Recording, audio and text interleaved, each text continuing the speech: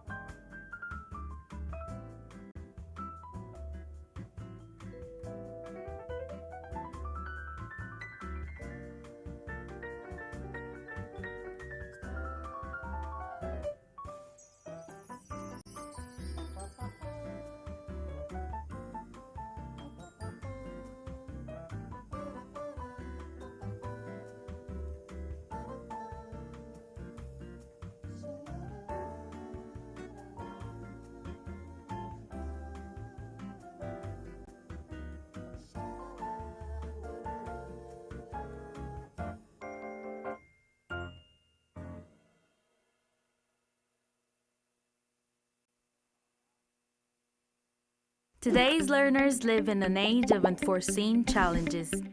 Education can be a pathway for personal transformation, and it has the power to lead to the societal and global changes we need to build a just, sustainable, and peaceful future for all. But to do this, education itself has to transform, so everyone can learn the knowledge, skills, and values to care for each other and act for the planet. Welcome to the 5th UNESCO Forum on Transformative Education for Sustainable Development, Global Citizenship, Health, and Well-being. A global discussion on where we stand on realizing transformative education. Together, we can build a better future.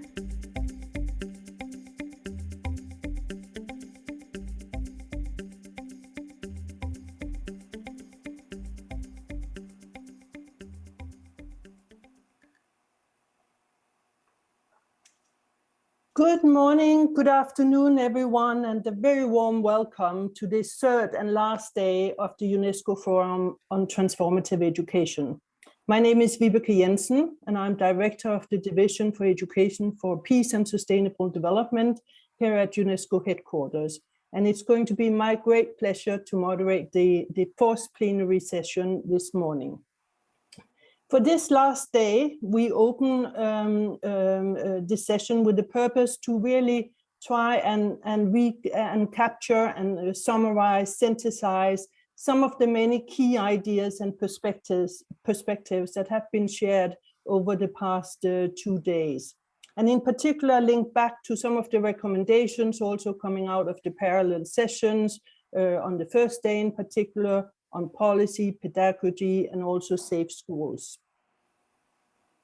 In particular, we will highlight recommendations that were formulated on how to improve and consolidate the implementation of transformative education, as well as the key factors identified as success indicators for progress. But before we move into that, let me just say a few words about the 1974 recommendation concerning education for international understanding, cooperation, and peace and education related to human rights and fundamental freedoms. Because just a couple of weeks ago, the UNESCO's General Conference decided to launch the work for the next 2 years of revising this important set of recommendations, which since 1974 have constituted the overarching framework for the formulation of norms in the implementation of education in support of peace, human rights, and fundamental freedoms. It is very interdisciplinary in nature and covers education for the promotion of cultural diversity, tolerance, human survival and well-being, and it links education and culture. In short, all of the key themes which are encapsulated in Sustainable Development Goal 4, and in particular in target number 7. As many of you will know, UNESCO spearheads the monitoring of the progress towards target 4.7. And given the target's unique and novel focus on the content, the relevance and purpose of education, monitoring is indeed challenging, but progress continues to be made. And this is what we have also been discussing for the past 2 days in the forum. Now, the reporting on the 1974 recommendations also provides the data needed for the global SDG indicators 4.7.1, 12.8.1, and also 13.3.1, which were published for the first time in June 2021, so just half a year ago, in the UN's Global SDG Indicator Database. The purpose of starting this work of revising the recommendations is to basically achieve 3 main objectives, namely to strengthen the relevance and effectiveness of this instrument in the face of contemporary global challenges, such as climate change, spread of hateful and violent ideologies online and offline, and enduring inequalities. And also reinforce the unity of UNESCO's membership around the commitment they made in 1974 in support of education for a better, more sustainable, more just and peaceful world. And finally, the third purpose is to adapt to the global policy landscape and the education sector itself, which have undergone, as you all know, tremendous change, such as the digital revolution, which needs to be fully harnessed. So this work of revising the recommendations actually will start from tomorrow. And I just wanted to mention it here at the opening of this important plenary session, because really all the recommendations and all the great ideas that you have made over the past couple of days, and that we will try and synthesize in this session, really will feed into this work, which we hope will end in 2023 with a set of revised recommendations to be adopted by UNESCO's General Conference in November 23. But let me now introduce our eminent panel for this morning. We have with us Chandrika Bahadur, who is the director of the SDG Academy. And before that, she has also been the president of Sustainable Development Solutions Network, and she has worked in the UN for some years. So welcome, Chandrika. We also have with us live from Seoul, Aaron Benevot, professor at the University of Albany in the United States. And his work is focusing on comparative and international education.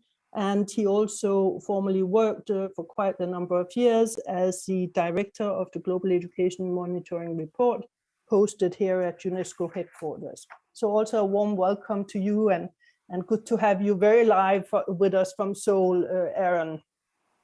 We also have with us from Sri Lanka, Mr. Nilanta Gunasekara, who is the Deputy Director of School Health and Nutrition Branch of the Ministry of Education in Sri Lanka. Before that, he has passed a number of years, 16 years, I think, as a school principal also in Sri Lanka. And delighted to have you with us, sir. And we have with us Katarina Popovic, who is Professor, Department of Andrology, University of Belgrade, Serbia, and also Secretary General of the International Council for Adult Education. And Katarina has a long experience in adult education and is also the author of many publications on the subject. So also welcome to you, Katarina. And finally, we also have with us from Seoul live, Mr. Hyung Mok Lim, who's director of APCU, our co-host, and based in Seoul in the Republic of Korea. And Mr. Lim is a very close friend and colleague of UNESCO, but because he has a long career in the UNESCO National Commission, in particular as Deputy Secretary General of the National Commission. And so we are also delighted to have you with us. So thank you all for being here, and we look forward to the next 1.5 hours of conversation around the recommendations coming out of the forum.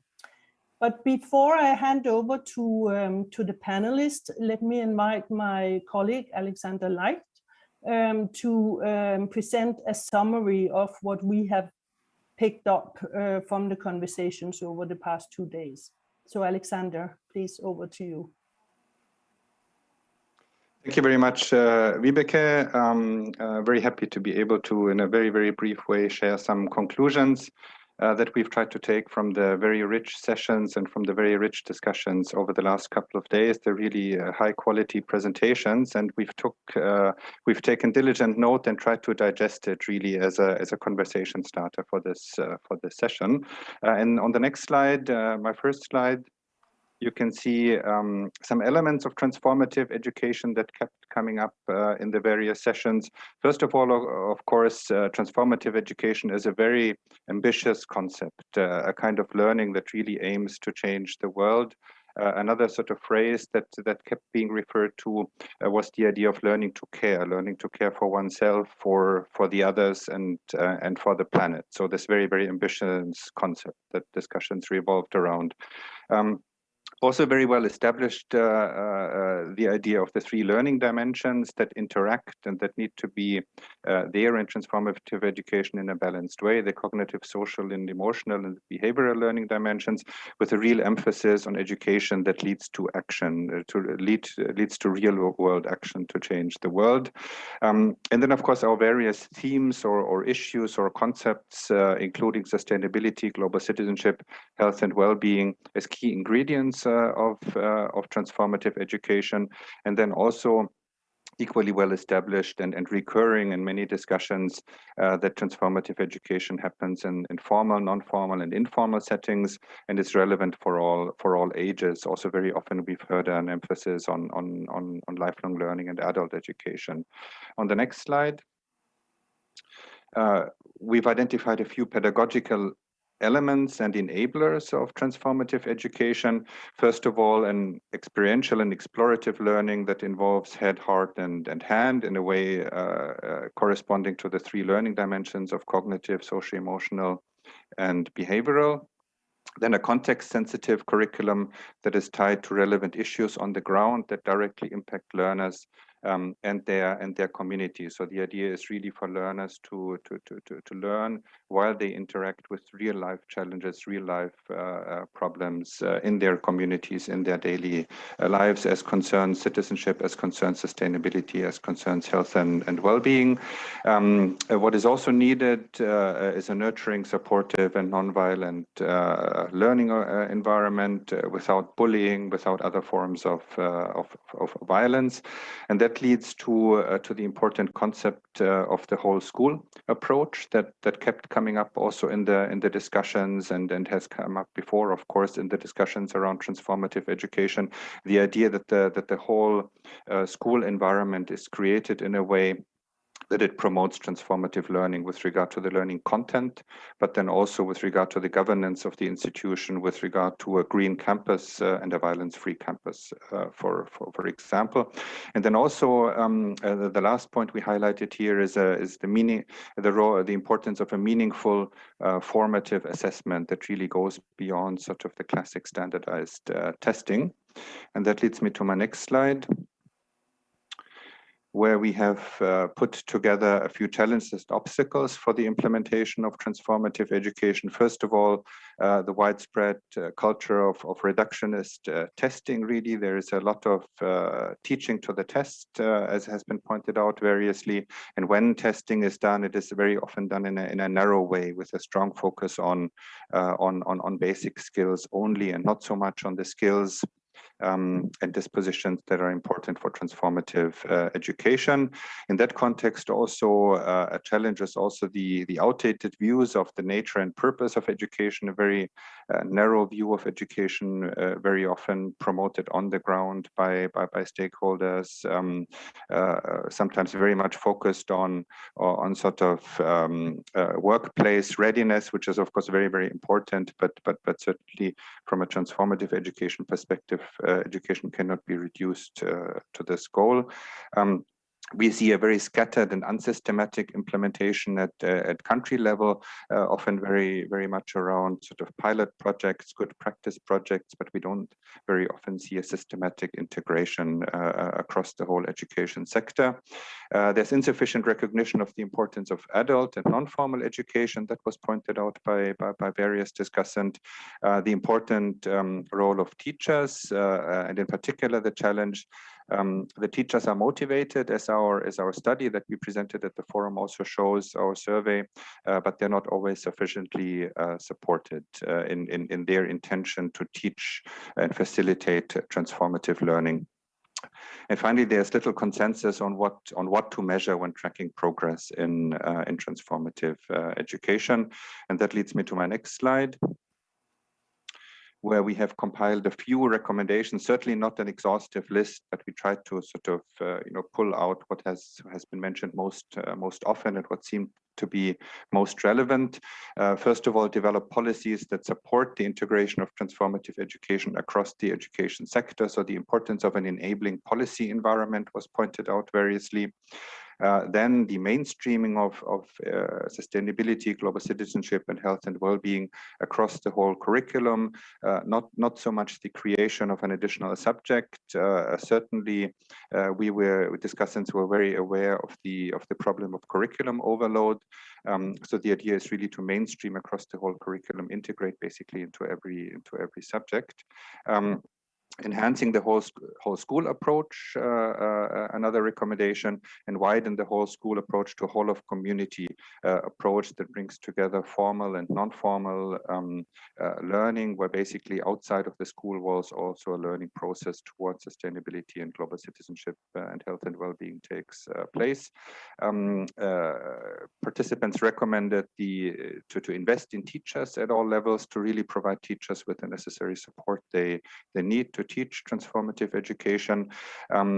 Fifth, the recommendation to co-create pedagogies, materials, and monitoring mechanisms, and to support students, teachers, and other education stakeholders in this co-creation. That was also another important idea that came up various times. And then the recommendation to develop and expand easy-to-use monitoring mechanisms that help countries to evaluate their progress, setting clear targets where we need the balancing act between sort of a very sophisticated monitoring mechanism that really sort of captures everything that is relevant to transformative education on the one end of the spectrum, but on the other end of the spectrum also the need to be practicable and to be really easy to implement for countries. So that was my quick run through the elements of transformative education, pedagogies, challenges, and a few key recommendations that, as I mentioned, are certainly not exhaustive. Thank you very much, and back to you, Vibeke. Thank you so much, Alexander, for this very concise presentation. And I mean, not an easy job, given the very, very rich discussions we've had over the past 2 days. And maybe for that reason, I will turn to our panelists and just ask them to give their 2 minutes quick reactions to this presentation, to these recommendations, and maybe from your perspective, say if you see anything important missing, or you know how you would what your perspective on these recommendations are. So 2 minutes first, then we will move on with more elaborate questions and take another 2 rounds of conversations around the table. But if I may stay, maybe can I invite Chandrika? Would you want to give your first quick take on the recommendations? Chandrika, over to you. Thank you, Vibeke. Can you hear me? We hear you clearly. Great. Well, thank you so much, and for inviting me to the panel, but also for this excellent summary, Alexander, because I think it really does capture what has happened over the last couple of days. For us at the SDG Academy and STSN, it is my first reaction is one of tremendous optimism to hear how central the elements of transformative education appear to have become in a relatively short amount of time. So it's very heartening to see all of these elements reflected in the discussions. As some of you know, we are also part of Mission 4.7, which is a multi-organization effort partnering with UNESCO and with the Ban Ki-moon Center to essentially promote very much the elements of transformative education. So my first reaction to this is one of, I think, both pleasure, but also optimism.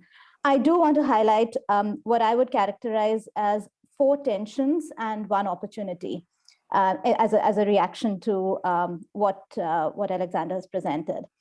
The first tension, and Alexander alluded to it a little bit, is that of the question of additionality. I think when we are talking about much of this curriculum, we have to ask ourselves, what does it replace in terms of what children are actually learning? As a very practical reality of the finite working hours that teachers have, the finite school hours that children have, particularly over the last 1.5 years, where we've seen a huge restriction on the amount of time being spent on curriculum. So I think that is one tension that does need to be resolved. Now, here, the main tension that I see is that mainstreaming is, in an ideal world, the answer would be every subject is taught integrating the principles of transformative education. That is the ideal world. The real world is very different. And so the moment there is a focus on specific learning outcomes associated with each of the elements of transformative education, the mainstreaming inevitably becomes harder. Because then are you tracking the process by which children are learning, or are you tracking what they are learning? And so we'll very quickly jump to the conversation on indicators. So I want to leave it there as a tension, because I think that is central to making this a reality. The second tension is that not all of this is new. A lot of elements of this curriculum exist. A lot of the concepts do get taught, but as Alexander pointed out, it is sporadic, not systematic. And so I think one messaging coming out of here would be very much to build on what is already present in education systems, and to try and not necessarily present this as a fundamentally new concept, but rather as a holistic concept in a way that didn't happen before. So that's the I would say those are the first two tensions. The third tension is regarding the reductionist testing. Now, it is true that in most education systems are geared towards preparing children for work, for life in the labor force. And I don't think we can wish that away. Particularly in low and middle income countries, education is seen as the pathway out of poverty. And that is a huge impetus for parents struggling with very deep economic challenges to still prioritize schooling and send their children to school. So there is an instrumentality, which I don't think we should ignore. And the way out of this tension is actually to focus on how transformative education can help young people earn their livelihoods, how it can help them do better in the context of the world that we're going to be living in the next few decades. And I think, again, there are lots of things that can be done there in terms of framing what transformative education really aims to do. The next tension, I think, is between what has been discussed extensively, which is the values that underpin education around preventing hate, preventing conflict, dealing with misinformation. The tension is between these values and what children might learn in a classroom versus the reality of the world that they live in. And the sources of the misinformation, the sources of the conflict, which a lot of it is driven by technology, but a lot of it is also driven by societal forces that are sort of larger than purely the education system. So I think this is something we do need to talk about in terms of how do we harness the powers of what transformative education can do to really address the reality, the overall reality, and the world that people live in. So those are the tensions, and I want to end with the opportunity. I do think that now, post-pandemic, when schools have seen academic disruptions of anywhere between a few months to a year and a half, there is a real opportunity for a reset. And this is really the time for it, because I think there is a lot of young people who are going back into the education system have experienced something that we cannot properly understand, I think, for many years to come. In terms of the disruption. So there is an opportunity now to do things differently, which will go away. It's a very small window. And it'll go away once life goes back to business as usual. So I think this is the time to take advantage of that opportunity and move fairly quickly in terms of rethinking how education is designed and delivered. Vibeke, let me stop there, and we can take up some of these issues later in the session. Thank you, Chandrika, very, very much for these first reactions. And thank you for starting off on a positive, optimistic note. And I think also leaving on that, the four tensions that you highlighted, I think are very, very pertinent: challenges, obstacles, things that we have to deal with and really find ways of overcoming in order to push the agenda forward. But thank you so much, Chandrika, for these first observations. May I now turn to Katarina Popovic for your first observations? Yes, thank you very much. Thank you. And I want to congratulate first to the fruitful discussions and to the nice presentation, nice summary that Alexander gave to us. And in my first reaction, I would like to welcome the holistic approach that was obviously the main spirit of the discussion in the previous 2 days. And I'm welcoming that because this high ambition that Alexander mentioned, transformation that should change the world, it's possible only if education and learning really happen in all settings, formal, non-formal, informal. So I would also suggest then to talk more about the educational sides and learning sides and not only about the school, because if you want to transform the whole society, then it really has to include all those different types of settings. But they were included, and I would really like to underline the importance of this inclusion. My second compliment goes to the inclusion of all ages, which was mentioned also in recommendations that Alexander presented to us.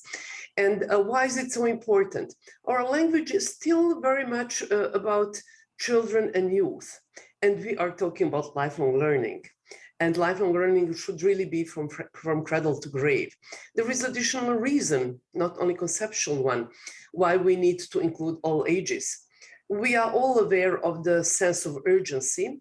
For example, in relation to the Agenda 2030, let me remind you of the report of the Secretary General, UN Secretary General report to the high-level political forum, where this sense of urgency was really underlined. We are aware of the consequences of financial crisis. There is a climate crisis. There is a health crisis now. So it's a very clear message. We need to act now. So we cannot limit our actions and our ambitions only to one institution, being it so important as school, but really including all learning sites. And also we cannot limit it to one age group, like children and youth, although they are the most important one. But because of this urgency and because of the planet cannot wait and the people cannot wait, we need really to be comprehensive and all-inclusive and also move our language from children to learners, and learners meaning learners of all age. The next point, and I would like to underline and to complement, is the inclusion of the 3 dimensions: cognitive, social, and emotional. The good old head, heart, and hand. We haven't heard it for ages, and I think it's very, very valid, especially if we talk about peace and tolerance and transformation. I really think it's important to have all those aspects in mind. Another aspect was also mentioned, behavioral, and this is indeed very important, but I would suggest to use more wording like agency, developing the agency and not so much behavioral changes, because if we talk so much about behavior, we underline the adaptive role of education and learning. And if talking about agency, something that moves, something that develops capacity to change, then we underline the transformative role of learning and education. The list of challenges and obstacles that was presented is, well, they are very well perceived. Some important challenges are lacking. Unfortunately, we never lack obstacles. And I would be glad also to add a bit later some of them. But I believe this list can initiate very well the discussion on what should be done to remove these obstacles and what should be done to make progress in transformation. But I believe we'll talk about that in the next round. So much for the beginning. Thank you. Thank you, and thank you, Katerina, for these excellent comments, really, and thank you for also, you know, reminding of this urgency that we really are facing, because the world so badly need that we do education differently. Also, thank you for your comment on the behavioral versus agency. Very excellent comment, and we'll get back, I think, to some of these things as we unpack further the issues in the conversation to come. Thank you. Aaron, can I turn to you in Seoul? Aaron Benevot, your 2 minutes and your first reaction, please. Thanks so much, Vibeke. I too would like to begin with some congratulations.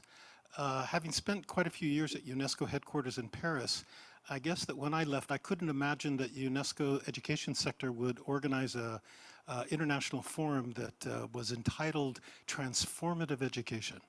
I think that the sector has gone a long way in conceiving a concept, an idea, although it has deeper roots, that really speaks to a much more dynamic idea about an education vision that goes beyond many of the terms and concepts that had been promoted up until now. So I certainly congratulate the leadership at the UNESCO, the education sector at UNESCO. I think this is a very interesting move forward. And I would also congratulate the member states in their support for going back to one of these, to the 1974 recommendation, which most of us would not have spent a lot of time thinking about until we had to, let's say, monitor target 4.7. But this is a very interesting recommendation, very broad, very in-depth, very comprehensive. It really is a wonderful place to begin to rethink some very basic policy ideas going forward. And certainly, you know, the member states have also agreed with a whole new set of priorities in the last few years, certainly to highlight the role of higher education, of technical vocational education, which hadn't been on the agenda, and certainly many other ideas. I must say many of the ideas that have been put forward by my two colleagues, both Chandrika and Katarina, are things that I agree with and I think are very important to keep in mind. One of the things that I would like to point out is that you know, this idea of transformative education is something that UNESCO didn't, let's say, create or conjure up, but rather if you, as an academic, you look through the academic literature, there are actually many scholars, many researchers, certainly even more so over the last, let's say, 5 to 10 years that have been very interested in this idea of transformative education. So one of the ways I think that UNESCO as an international agency can help to legitimate this idea is to you know, draw upon some of the research that's going on around the notion of transformative education. Albeit most of the studies are focused on countries in the global north, but I think that many of the models and ideas and some of the arguments being put forward are things that also can be drawn out of the literature. So that would be, I think, a very important way forward. But let's not be mistaken. There are some very significant obstacles, some of which I think my colleagues have mentioned. I've been working with EPSAU, my colleague here in Seoul, in South Korea, trying to analyze the content of the curriculum of 23 Asia-Pacific countries, looking very carefully at the curricular frameworks, at subject syllabi, and trying to capture issues around global citizenship. And this is no easy matter. We ended up, you know, spending literally months trying to identify where it's being taught. So beyond articulating a vision, and this really picks up, I think, Chandrika's point, it is trying to, first of all, understand what are the realities on the ground and how can we build from those existing realities and make them better or improve upon them or expand upon them. And that's, I think, one of the biggest challenges. We don't have currently a kind of repository of official documents and other kinds of information that speak to the content, the purposes of education. And I'm mainly making reference to formal education. And here I would only further echo the point that Katarina has made, that if we really are going to be looking at transformative education that speaks not just about children and youth, but also about adults, how little we actually know about the non-formal educational frameworks and activities that are going on in many parts of the world. We simply don't have the kind of substantive knowledge about the numbers of people, the extent to which they're involved, what kind of impact it has on their lives, and following up on this kind of thing. So trying to capture what is realities on the ground and then working from those to bring about this kind of vision of transformative education, I think, is key. And with that, I'll end my initial comment. Thank you, Aaron, for both these nice words, but also excellent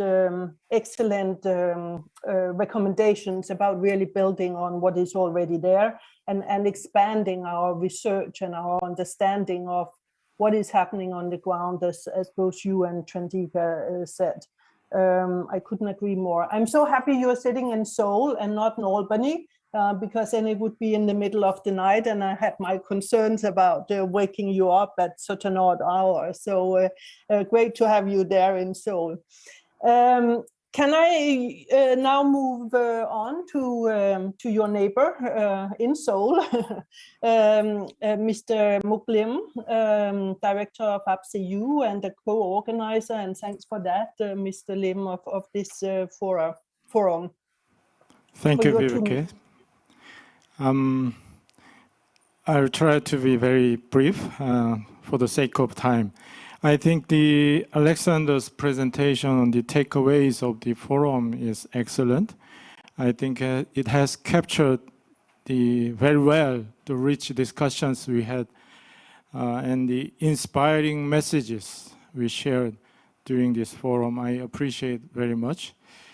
I would like to add just one point in the recommendations. It is about assessment. Alexander mentioned about the culture of testing, which is too much competitive and contributing a lot to the loss of joy of learning. But there is no mention about assessment in the recommendations. So I suggest that we include something about supportive assessment for learning, not assessment of learning. Assessment should be made to help learners learn, so it should be assessment for learning, not of learning.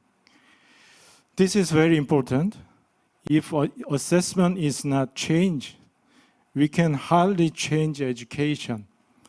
Curriculum, teachers' capacity, school leadership, and collaboration with community are all important. But don't forget assessment. To students and parents, the most important thing may be assessment. Thank you. Thank you. Thank you so much, Mr. Lim, and also thank you for highlighting this point that this whole issue of assessment for learning and not of learning, I think indeed came out in quite a few of the sessions yesterday and on Monday. So we'll make sure that gets highlighted. Let me now, I realize it's getting more and more difficult as we move down the list of panel speakers to say new things. So I'll now invite Mr. Gunasekara to see if you have any quick words you would want to add to what has already been said. Mr. Gunasekara. Thank you, Vibeke. First of all, I would like to thank a great presentation done by Mr. Alexander. I have only one suggestion. I don't take any time. I think when you consider about the social and emotional development of the student, what is the role of online teaching session, online teaching platform? I think recently most of the time we close the school, then our teaching methods doing ongoing online session as an online session. I think now we think about how can we develop student mental well-being through the online, using online session or like that. That's all. Thank you. Thank you. Thank you so much for highlighting, I think, what is a very, very important point and an issue that really also requires a lot more understanding and research and how the whole social and emotional learning and the digital and online learning, which has become so important after or in the middle of the pandemic, really go together. So thank you for that comment, Mr. Gunasekera. I think we now have a small break, and I'll hand over to my colleague June, who would also want to get a sense from the audience what they think and their take on the recommendations and highlights from the last 2 days. June, over to you. Thank you, Viveke. Can you hear me right? Okay, so we have prepared one last question using Slido. Can we put up the slide, please? Yes. So I think everyone knows by now how to use this Slido. Please either use this QR code or open your device and type slido.com. And please use this code 623-116, 623-116. And one question that we prepared is the following. What is the most important element to be included, strengthened in the education sector for effectively putting into practice transformative education? What is the most important element to be included, strengthened in the education sector for effectively putting into practice transformative education? Thank you. So we will show the results in coming minutes. This is an open question, so please just type whatever ideas that you may have, and we will see the results in a couple more minutes.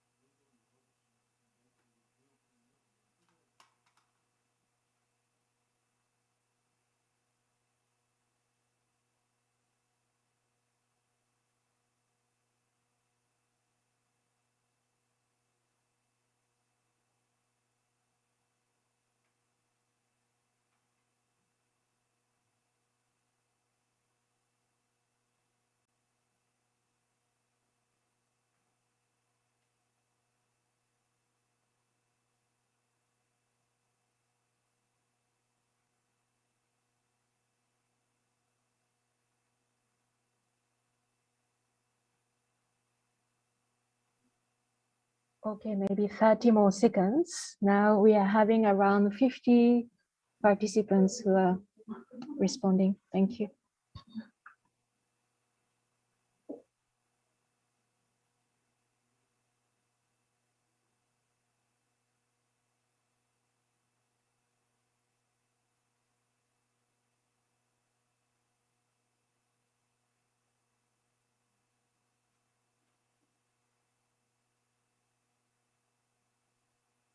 Okay, thank you very much. I would still encourage the audience to continue typing, but maybe this list, it was very encouraging to see that many of the keywords at least highlighted again also by the audience as Alexander presented this morning.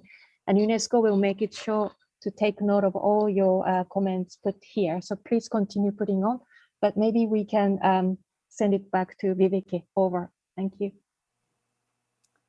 Thank you, June, and thank you to everyone who contributed to this. As June just said, I think there are both some ideas that have been mentioned, but there are certainly also many new ideas. So I think very useful. And as June said, we have taken really good note.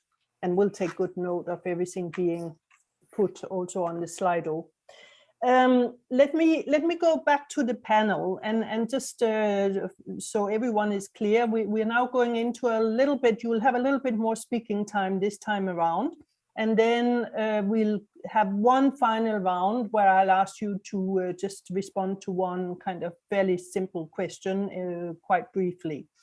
But the question I would like to discuss and unpack with you now is really, I mean, we know that all of this is very country specific, of course, but what would you say from where you sit, panelist, what are the most critical factors in progressing transformative education? I mean, Aaron said, and I agree with him, it's not a very new concept per se. It has been around for a while. It has been talked about for a while. But what we really want to see now is some acceleration in its implementation. Because as some of you pointed to, the urgency of the situation that we are in as a planet and as a people. So I will start with Chandrika, if that's okay with you, Chandrika. What would you, I mean, you already gave a very comprehensive comments up front, but what would you further say? What is it, what are the most critical factors in really implementing transformative education and accelerating things happening? Chandrika, please. Thank you, Vibeke. So I'm going to pick up from what a lot of the other panelists have also spoken about. And I think the first thing that I see as a critical factor for large-scale success, which is, I think, what we're really looking for in a relatively short amount of time, would be how we think about curriculum integration on one hand, but also redesign. And I want to elaborate on a little bit of what I was beginning to say initially, which is that I think we have to be very cognizant of the fact that in a lot of countries, the curriculum is overloaded. So what children are expected to learn in an academic year, relative to what the support that is available to them, relative to the kind of base level learning that is present, is many times unrealistic and many times overwhelming. So I think that's the reality of many large public education systems. So in this context, I think if we're talking about transformative education, there is a very real need to take this principle of integration and mainstreaming, which the forum has brought out, but to really think about how does this get done in the context of everything else that children need to learn. And so the fundamental question then is not necessarily purely about transformative education. It is about what is it that we would like children to learn and how to prepare them for the world that they live in. And this is a very fundamental question. It's been, educators have been grappling with this for decades, but it's critical right now because we know that again, what the forum referred to as an outdated model of education is coming up to reality at this moment. So if we're going to move away from a system designed for assembly line workers and repetitive work situations, and if we're going to change that around to systems that equip people to live in a world of uncertainty, to live in a world where analysis and interpretation is going to be valued more than the mechanical performance of tasks, where we are looking at large-scale automation, do we really keep the same curriculum? That's kind of the first question. And in the context of that, what is it about the elements of transformative education that need to come in and how? So I would say that's the first, and getting that right is going to be a critical factor, because otherwise what's going to happen is that there may be wonderful syllabi designed around transformative education, but they will come secondary to what the core is that children are learning. And so if we don't want that to happen, then this has to be done together with the fundamental redesign. The second critical factor, I would say, is technology. I think Dr. Gunasekara made reference to it. We at the SDG Academy have technology in our DNA. That's the only way we disseminate our educational content. And what I think, where we are right now, again, post-pandemic, is a situation where a lot of the barriers that were there, behavioral barriers to technology, have fallen away. Now, there's still very much the reality of a digital divide. So there's the least resourced places in the world are where the online education is not really a reality. But that is a problem that I believe will get solved over the years. It'll require a push. But what technology offers us is, again, getting back to the first point I was making, is to help figure out, are there different ways of learning that does not, are there particular content topics, or are there particular subjects for which children don't need to be in the classroom and learn? That this is something that can be done through technology, and therefore you free up space. So you actually create a blended model that allows for the classroom to be the place where a lot of the transformative education learning happens. And then the interaction with the device to be a place where other kinds of learning happens. And that kind of leads me to my third critical factor, which is, I think, what Katerina was talking about, which is lifelong learning. Most of the learners of the SDG Academy are adults. A lot of them are working professionals. And they come to learn about sustainable development because either they're interested or they are required by work to do this. And I think there again, understanding the incentives and making the material available in a flexible way is going to be absolutely critical for uptake. So that I would say is the third success factor. And the last one, I want to come back to teacher training and support. I do think that a lot of the pedagogical elements that have been outlined in the forum are entirely at odds with current teaching practices around the world. This is not what teachers are trained for. They're not trained to deal with uncertainty in a classroom. They're not trained to deal with helping children learn how to think. They're not trained for the kind of interactive, experiential, value-based learning that we are talking about here. And many of them want to. This is not a question of of desire or intent. It is a question of what are the skills that they have. And so unless there is a focus on changing how teachers are trained and how teachers are taught, not just pre-service, but also in service, we're not going to be able to see this situation actually change in the way we want it to be. So let me stop there. Thank you so much, Chandrika, for these additional points, which are really all of them extremely important. In the best interest of time, because I see the clock is running, I'll move on to Katerina. Katerina, would you like to unpack a little bit more some of your ideas? Yeah, thank you very much. And thanks for giving me opportunity to continue with talking about the role of adult education as the longest part in the chain of lifelong learning and its potential for transformative education. Well, as you know, especially non-formal adult education is more flexible and more responsive to the needs of the environment and has this transformative potential in it. But there is an important aspect that I would like to underline. If education is supposed to be transformative, it should move away from pure adaptive and corrective function, which is of course needed to cope with the daily requirements, life tasks, job demands, personal, social, economic problems, and so on. But education, especially adult education, needs to address the structural and systemic issues. It needs to challenge underlying premises that cause the problems and the crises the mankind is facing from a planetary level until the doorstep. We saw the list of obstacles that Alexander presented. So if we really want to address them and to cope with these obstacles, to remove them, then what we need is the change of a perspective, the critical view, the deeper look, the critical analysis of roots, both at the personal level. And as Aaron said, the idea is not new. So I would like to call for Jack Mazirov and his idea of transformative learning, but especially at the personal level.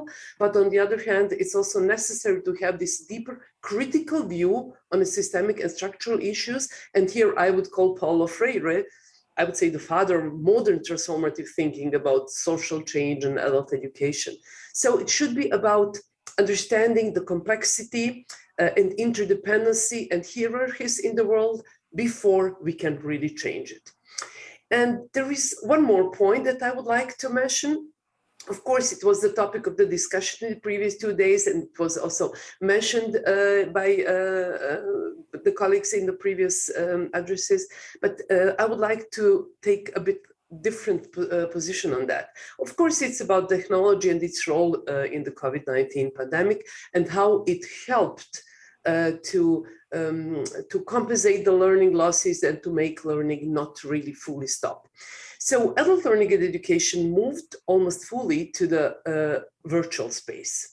And the digitalization and the use of ICT helped to bridge the gaps the COVID-19 pandemic caused, to catch up, to reach those who are usually excluded. So online learning and platforms and applications were mushrooming. I would even say we have a phenomenon of Zoomification or Webixification and so on.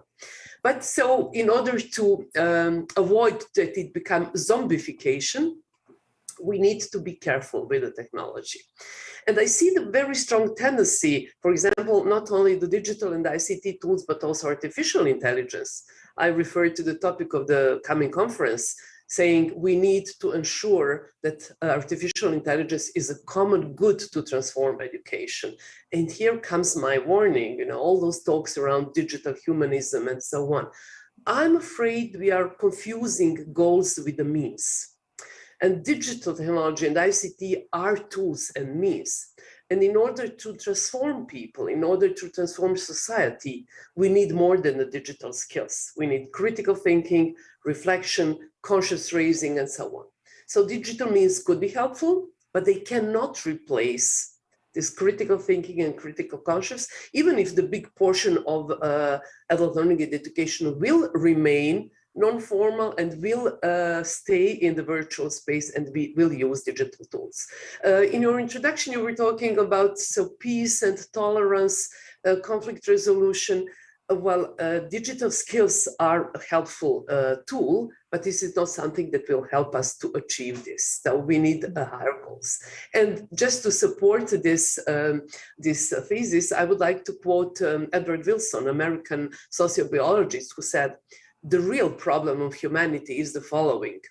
We have Paleolithic emotions, medieval institutions, and God-like technology. So we are intensively working on the last one, on technology, but we are neglecting the other tools. We are neglecting a bit social emotional learning, embodied learning, and of course, civic education, active civic education, global civic education, which includes also learning through the dialogue about the values we want to base our society on." So I would put values first and then digital skills as just a tool. Thank you. Thank you, Katerina.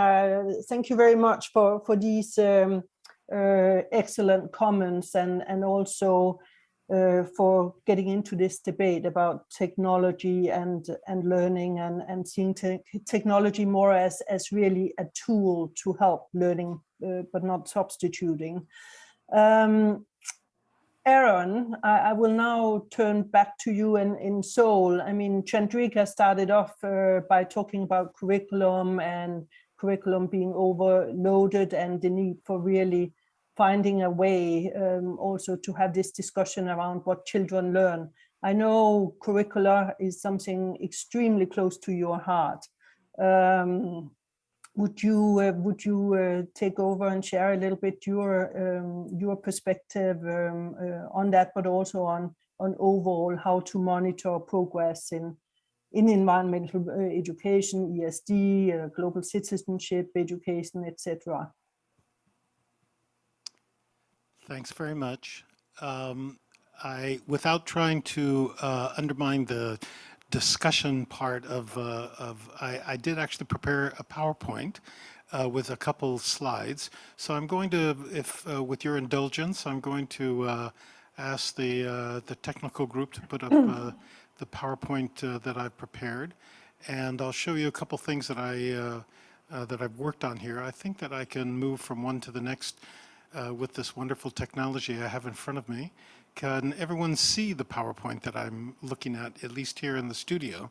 I'm not sure you can see it yet. Not yet. Not No. yet. Okay, well, let's see if they can get it together.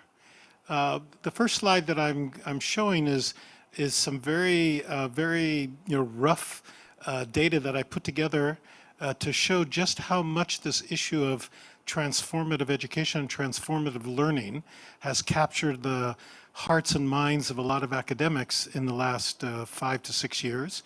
I went through some databases, and you can really see that since 2015 and even more recently, there's been an avalanche of studies that use the term transformative education, transformative learning. Most of these, as I mentioned earlier, are focused on education in the global north, but certainly there are a lot of interesting materials to be examined. And we can also see that this is indicative of the international organizations that we care quite a bit about. I actually counted the number of times the word transforming or transformative or transformational occurred, for example, in the foundational document in the 2030 Agenda for Sustainable Development. It doesn't occur at all except for in the title, whereas in the ENG Declaration, in what's known as the Education 2030, it occurs 10 times. But in the new UNESCO report that was published just 2 months ago, it occurs almost 130 times. So we see a 12-fold interest in the use of the term transform, transformational, transformative. So certainly it's captured the hearts and minds of colleagues at UNESCO, at least with respect to this new report. Really the question becomes, how do we translate this vision into reality? Alexander talked about, some of the problems and obstacles about implementation. And this point here, the slide that I have here is mainly just to show the very diverse kinds of contents that are often under the I'm going to use a word now and then kind of problematize it, but under the umbrella term of transformative education, here you see a list, and this is based on our analysis of many of the syllabi and national curricular frameworks of countries in the Asia-Pacific region, really a very long and a diverse list of specific, let's say, curricular units, particular subject areas that get incorporated in the school curriculum, and this is mainly at the lower secondary level. You can see it sometimes as part of a conventional subject. You can see it as a cross-cutting theme. You can sometimes see it as part of an interdisciplinary subject, let's say like ESD, and sometimes it occurs in a kind of a specialized subject like the name integrated studies or creative experimental activities. So where it happens or where you find it in the curriculum is often, quite diverse too. So the question, one of the ways to try to think about this is transformative education an umbrella term? You can see my depiction here is all these other aspects of or constituent elements of transformative education are under the umbrella. So we're asking all the different kind of communities to come under this big tent. The idea of an umbrella, though, maybe is also to protect us from some of the urgent global challenges that we're facing. So in that sense, it becomes a little bit somewhat instrumental because it's meant to protect humanity from these kind of crushing global challenges. But I was struck by a comment that was made by one of the presenters on the first night of the conference, Professor Abdallah from Egypt, who talked about the great banner of transformative education. And for me, what that conjured up is kind of like the banner that you might go through on your way to a market, to a souk, to a place that has enormous a kind of diversity, many different stalls and different people kind of selling their wares. And so you kind of move through a gate, people to experience many diverse kinds of educational experiences. So maybe really what we mean is a banner term, not to protect us from the global challenges, but somehow to bring in people from many different walks of life to experience different forms of transformative education. So now we move to the challenges. I think one of the big questions that I would have is that many of these challenges are not really distinctive to the notion of transformative education. Anytime a country or a group of countries agrees on a major curricular or educational reform, much of the implementation challenges that have been referenced here are not all that different. So maybe the first questions we also have to ask ourselves, what things are distinctive in terms of implementation obstacles to this idea of transformative education and the way you wish to kind of include it either in the formal curriculum or bring it into non-formal settings? What things are distinctive in terms of obstacles and how can they be addressed? And I really do think that the organization of most ministries of education really creates more obstacles than it overcomes, in the sense that there are really different turfs, different policy documents, different laws, different streams of data that are being reported in different ministries, all of which kind of provide some a small element of lifelong learning, but it's really difficult to see countries move and create systems that coordinate across different ministries to really develop lifelong learning policies that include both the formal, the non-formal, and the informal. And the other point that I think has been made by quite a few different people is that one of the key parts of the system is really in the upper secondary level, when so many students are kind of their day-to-day lives, and often many times their evenings, are really devoted toward cramming for a very high stakes examination that they need in order to complete their secondary school levels. And this becomes, I think, a real bottleneck, because these are also young people that are in some ways most impressionable, that are at the period of their lives where they can really learn what it means to be active citizens, what it means to kind of go out into the world and think about transforming it. And actually the system is organized in order to keep them very quiet and docile and to kind of prepare for an examination. So I see this as actually being a real challenge. And finally, as a challenge, I would say that we have a long way to go as a community of researchers to really unpack some of the kind of arguments that are being put forward about the both short-term and certainly the medium and longer-term impacts of exposure to some kind of transformative educational experience. Not only do we have very little evidence about, the short-term impact, how much, let's say, how much do students' hearts and minds and actions change, but we have almost no longitudinal research. We have very little research that actually follows as students become, as it were, something different as they move into adult lives, and to what extent these educational experiences deepen their being or their way in the world. And I think that's really an incredibly formative challenge. So I also, it's interesting to go back, as we've been doing. One of the most interesting quotes that I often use in my classes comes from the Jomtien conference 31 years ago, when there was the first time also a very transformative conference where the international community came together with civil society, with the international organizations. And in the final document, not in the declaration, the Commonwealth Secretary talked about the importance of learning that is a process of growth and not a product to be acquired, that learning is a journey, not a destination, and the creative potential of the individual, of imagination, of spiritual and aesthetic values, of community spirit are justifiable in their own right and not easily measurable in the short term. And this really then kind of creates the dilemma. If we don't try to measure transformative education, does it really count?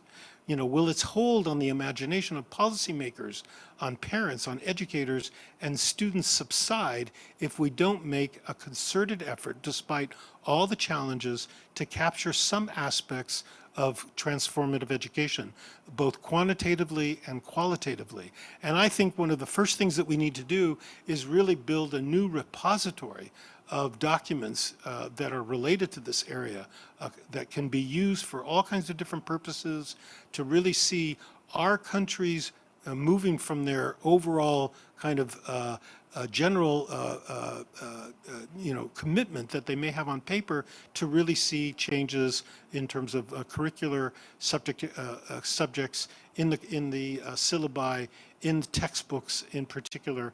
This is a way of actually trying to understand what goes on in what's often referred to as the enacted curriculum, as the implemented curriculum. And I think here we have much to gain by trying to think of innovative ways to try to capture these very diverse journeys that learners are engaged in, both individually and collectively. And it's only with this kind of attention that I think we can continue to really push forward these ideas in the future. Sorry it took so long with the PowerPoint here, but these are some points that I wanted to bring out. Thank you so much, Aaron, for these excellent additional points and perspectives, and thank you also for I think somewhat optimistic and positive message in the sense that, as you point out, there's so many things which are going on, as you demonstrated with the umbrella or banner slide. And which is, I think, a very positive thing. The issue is now really how can we bring it together and really, make sure that things are happening on the ground. So we'll get back to that question a little later if we do have time, because time is running very fast. And it's my pleasure now to turn to Mr. Gunasekara. You're from the Ministry of Education, sir, in Sri Lanka, and you've been leading the work in ensuring safe and healthy learning environments in schools in Sri Lanka. Would you have any further recommendations for us to consider on how to improve learning environments also from a transformative perspective? Over to you, sir. Thank you, Vike. I think I have one recommendation. I think before we think about the transformative education, we have concern about the rejoining of school students. I think under this COVID situation, most of students in our developing country, many students drop out. I think we should think about that. And also I have another point. I think we have to think what is the reality in our system, how we cover the learning losses, and what about our exam system. And that's why I think this is the I prepared that presentation about our system, and now I can explain this. Yes, next slide, please. Okay, our vision is healthy and active younger generation, and our mission empower school children to develop the competencies to promote one's health and family and the all community health. Yes, next one. Under the health promotion concept, we focuses five directions. One, formulating policies, developing skills and knowledges, and gain community participation, and create healthy environment and reoriented health services. That is our main focuses. Next one. Yes. Under the health promotion program, we change our perception of this one. Earlier, we think it health sector responsibility, and it is doctors and public health inspectors involved everything, and part of the awareness session health promotion is, and vaccination, dental and BMI checking, and that activities only health promotion we think past. But now we total change our perception, and I think it is a part of the health and nutrition in our system, and it is responsibility of the all stakeholders, parents and other stakeholders, student, parents and other all.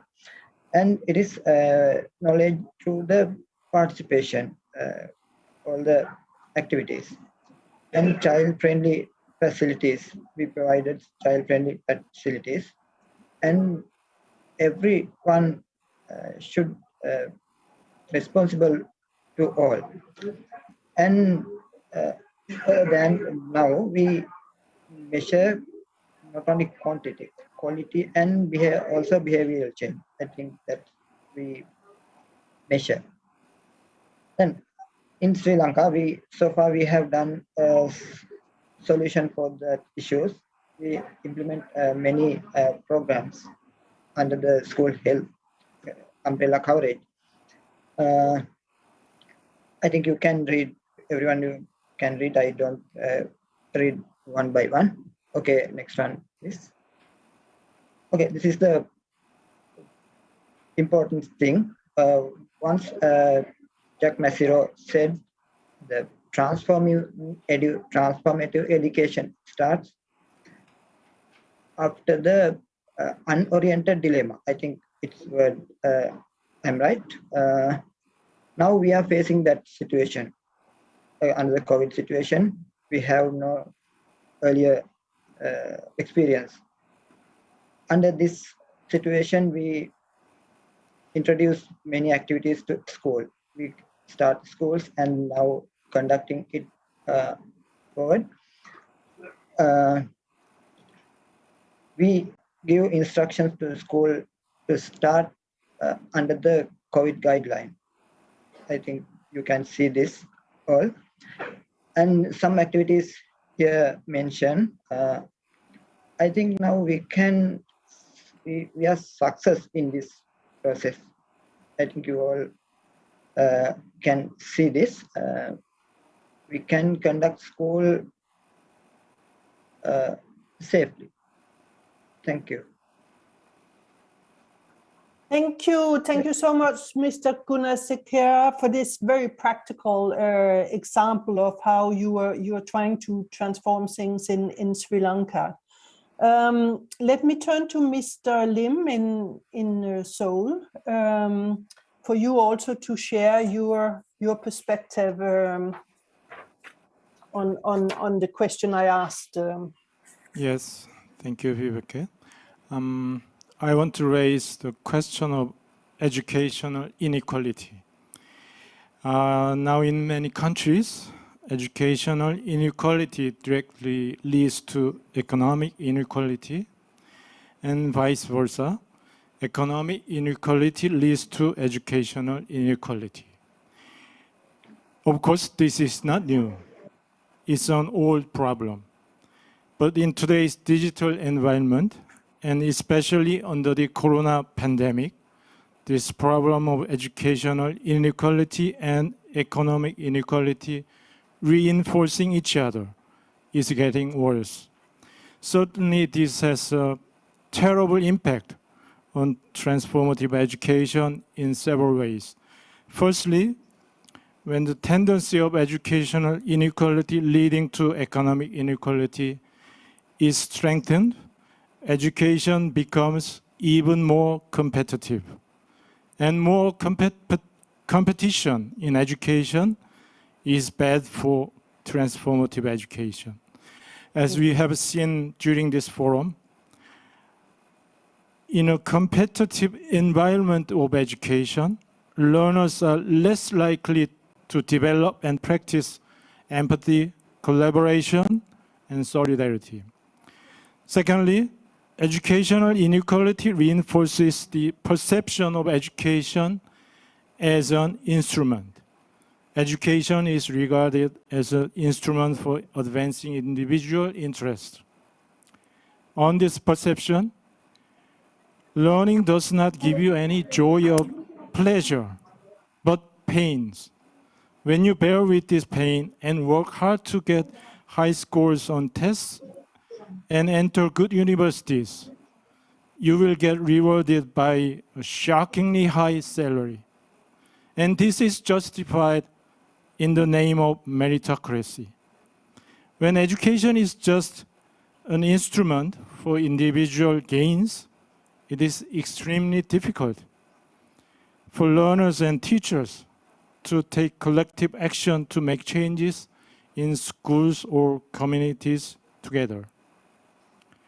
So my conclusion is that we need to consider this problem of educational inequality seriously in today's fast-changing context. And one starting point for tackling this problem would be to reduce the emphasis on instrumentality of education and strengthen the other aspect of education, that is, education as an intrinsic good. Education is good in itself. Thank you. Thank you. Thank you for adding this also extremely important point, Mr. Lim. A big question, how to do this, but you're certainly right in pointing out that tension between making education instrumental and looking at the broader purpose of education, and the two not going very well hand in hand. We have almost come to the conclusion of this session, but I wouldn't want to close without also asking my colleague June if there are any questions from the audience, and give them an opportunity to interact with the panel. June, what do you see in the chat or in the Q&A?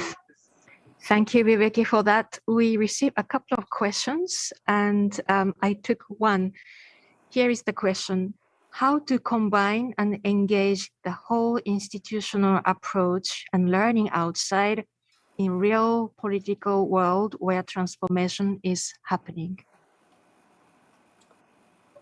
Over. Any volunteers to respond to this question, or could I ask maybe Katarina if you wanted to have a go? He was kind of talking a little bit along these lines, and maybe afterwards, if Mr. Lim, you would also have a comment on it. Katarina? Yes, thank you. As a matter of fact, it matches some of my thoughts when I was reading the recommendations. And what was mentioned is, among other things, transformation that should happen throughout the society. So it has to do also with this question in terms of who participates, who are the partners. And there is also a recommendation that I see as linked to this one. Let students, teachers, and other stakeholders co-create pedagogies, materials, and monitoring mechanism. So I see this part, including the question from the audience, as a question about the partnership and cooperation. And here my recommendation would be to include the civil society and the existing practices of civil society, because we know that civil society is one of the main providers of education, adult education, lifelong learning, non-formal education and learning in many parts of the world. And there is a rich experience in pedagogies and methods, interactive methods, co-constructive methods. Let me just mention the reflect method, based on Paulo Freire's ideas and used widely in many parts of the world, participatory research methods, and so on. So there is a rich experience and there are really fruitful practices that we could refer to and not start inventing from the scratch, and including civil society, you know, with this experience, of course, including at all levels, policy planning, making action plans, strategies and action plans, also monitoring in implementation. But then I would also like to say that this inclusion of the partners should really go, you know, from bottom to up. So I said civil society, local communities, they are crucial in this process of transforming and translating the global goals and ambitions. And we heard at the beginning to change the world, which is really high ambition. So if you wanted to make, to be functional at the local level, really need to include the local communities, meaning formal players, formal education, civil society, entrepreneurship, and so on. But on the other hand, what we also need is to include policymakers. And then I'm again at the adult education, talking about, you know, peace and war, climate change, financial crisis, debts on developing countries, and so on. We need to work with the people that are making decisions in these important areas. And again, it's urgent. I know it sounds like mission impossible to change the mind of the adults, but isn't changing the world also a mission impossible? So I think transformative education is at least on a good way. So that's what we need to go for, and including really all having this whole system approach, not only whole school, but the whole society and whole system approach, and including every important player in this lifelong learning chain. Thank you. Thank you. Thank you so much, Katerina. Mr. Lim, would you have anything to add, or? Yes, just briefly. During this forum, we have been talking about holistic approach very much, and I think we should apply this principle of holistic approach to this question, how to combine whole school approach with the whole community approach.